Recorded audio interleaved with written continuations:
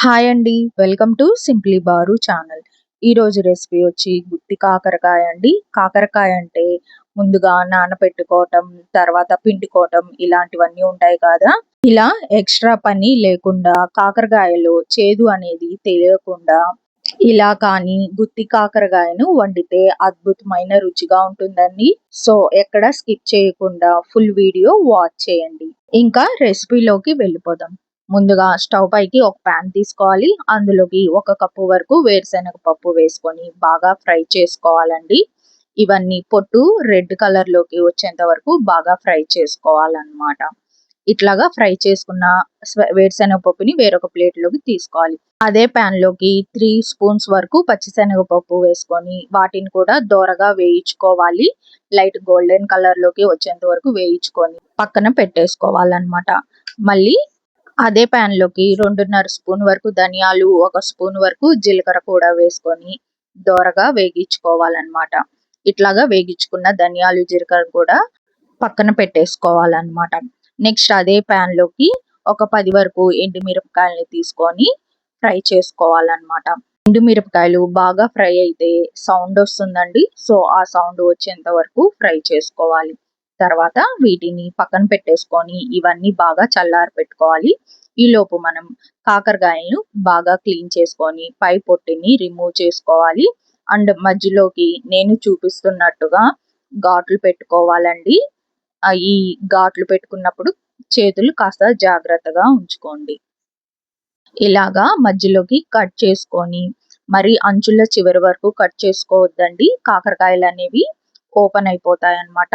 So ఇట్లాగా అంచుల దగ్గర మాత్రం వదిలేసి మధ్యలో కట్ చేసుకొని కొంచెం వైడ్ గా ఓపెన్ చేసుకోండి. ఇట్లాగా అన్ని కాకరకాయలను ఇలాగే కట్ చేసి పెట్టుకోవాలన్నమాట. ఇంకా కట్ చేసుకొని వీటన్నిటిని పక్కన పెట్టేసుకోవాలి. ఈ వేరుశనగ పప్పులు అనేవి చల్లారిపోయి ఉంటాయండి. సో ముందుగా మిక్సీ గిన్నెలోకి ఎండుమిరపకాయలను వేసుకొని గ్రైండ్ చేసుకోవాలి. ఆ తర్వాత అరకప్పు వరకు ఎండు కొబ్బరి, 7-8 వరకు వెల్లుల్లిపాయలు వేసుకొని గ్రైండ్ చేసుకోవాలి.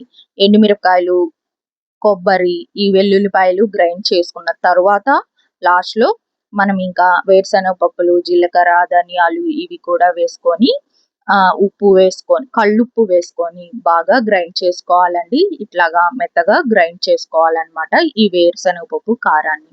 ఇప్పుడు మనం ముందుగా కాకరకాయని కట్ చేసి పెట్టుకున్నాం కాబట్టి ఇంకా ఈ కట్ చేసుకున్న వాటిల్లోకి స్టఫ్ అనేది పెట్టేసుకోవాలండి. ఈ వేరుశనగ పప్పు కారం అనేది బాగా లోపలికి స్టఫ్ అనేది పెట్టేసుకొని వాటిని కొంచెం ఒత్తుకోవాలండి గట్టిగా.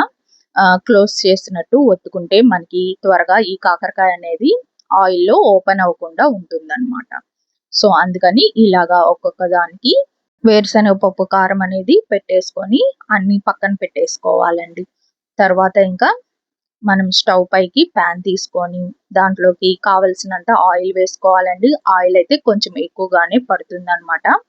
మనము కాకరకాయలు వేగాలంటే కొంచెం ఆయిల్ ఎక్కువగానే వేసుకోవాలి. ఆయిల్ అనేది హీట్ అయిన తర్వాత ఒక్కొక్క కాకరకాయని ఇలాగా సెట్ చేసి పెట్టుకోవాలన్నమాట. మీడియం ఫ్లేమ్ లో పెట్టుకొని ఇట్లా ఒక్కొక్కటిగా పెట్టుకొని ఇంకా మూత కూడా పెట్టేసుకొని మీడియం ఫ్లేమ్ లో మగ్గించుకోవాలండి ఈ కాకరకాయని. హైలో పెట్టద్దు. అట్లా అని సిమ్ లో పెట్టినా కూడా లోపల అనేది ఫ్రై అవ్వదు అనమాట. సో మీడియం ఫ్లేమ్ లో పెట్టుకోవాలన్నమాట. నెక్స్ట్ ఇంకా ఈ కాకరకాయ కారం పైన కొంచెం ఆయిల్ అనేది వేసుకోవాలండి. ఇలా ఆయిల్ వేయటం వల్ల మనకి కారం అనేది బయటికి రాకుండా మంచిగా బైండింగ్ లాగా రెడీ అవుతుంది అనమాట. సో ఇట్లా ఆయిల్ వేసిన తర్వాత మూత పెట్టేసుకొని కొంచెం సేపు మగ్గించుకొని ఒక 3 మినిట్స్ తర్వాత మళ్ళీ ఇంకొక వైపుకి చిన్నగా టర్న్ చేసుకోవాలండి. మరి మనము ఓపెన్ చేసిన వైపు మాత్రం ఆయిల్లోకి పెట్టద్దు. ఆయిల్లో కానీ ఓపెన్ చేసిన వైపు పెడితే మా కారం అంతా ఆయిల్లోకి వెళ్ళిపోతుంది, మాడిపోతుంది అనమాట. సో ఇట్లాగా మళ్ళీ మూత పెట్టుకొని ఇంకొంచెం సేపు ఫ్రై చేసుకోవాలన్నమాట. ఇట్లాగా ఫ్రై చేసుకొని మళ్ళీ ఇంకొక వైపుకి టర్న్ చేసుకొని ఫ్రై చేసుకుంటా ఉండాలండి కాకరకాయల్ని. అప్పుడే మనకి ఈ కాకరకాయలు మంచిగా అన్ని వైపులా ఫ్రై అవుతాయి అన్నమాట. ఇంకా తర్వాత లాస్ట్ లో ఇంకా మనకి కారం అనేది మిగిలిపోయి ఉంటుందండి. ఆ కారాన్ని పైన ఇట్లాగా చల్లుకొని బాగా కలుపుకోవాలి. ఒకవేళ మీకు కారం కానీ బయటకొచ్చి ఆయిల్‌లో మాడి ఉంటే మాత్రం ఒకసారి ఈ కాకరకాయలు మొత్తాన్ని బయటికి తీసేసి ఆయిల్‌ని క్లీన్ చేసి కొత్త ఆయిల్ వేసుకొని ఇట్లా కారం, ఉప్పు 2 చల్లుకొని ఒక్క నిమిషం వరకు కలిపేసుకుంటే సరిపోతుందండి. చాలా చాలా టేస్టీగా ఉంటుంది. పప్పు, సాంబారు, పప్పుచారు, రసము ఇలాంటి వాటిల్లోకి ఈ గుత్తి కాకరకాయ అనేది చాలా టేస్టీగా ఉంటుంది. అండ్ ఇలా చేస్తే మాత్రం ఉత్తిగా కూడా తినేస్తారనమాట. ఈ రెసిపీ నచ్చినట్లయితే please like, share and subscribe.